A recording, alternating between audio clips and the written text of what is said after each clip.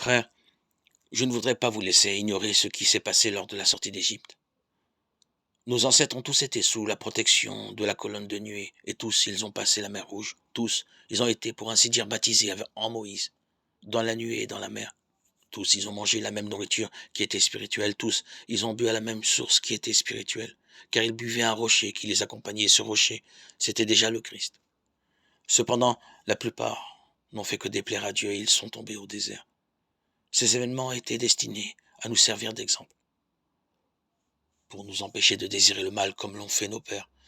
Ne devenez pas idolâtres comme certains d'entre eux, ainsi qu'il est écrit, le peuple s'est assis pour manger, pour boire, et ils se sont levés pour s'amuser.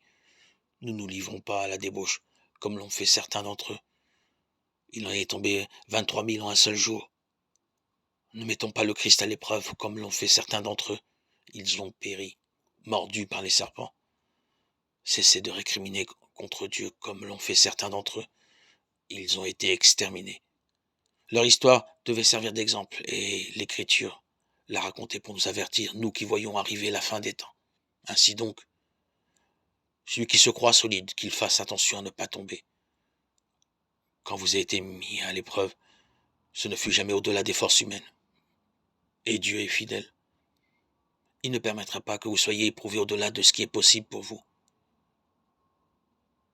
Mais avec l'épreuve, il vous donnera le moyen d'en sortir et la possibilité de la supporter. 1 Corinthiens 10, 1, 13.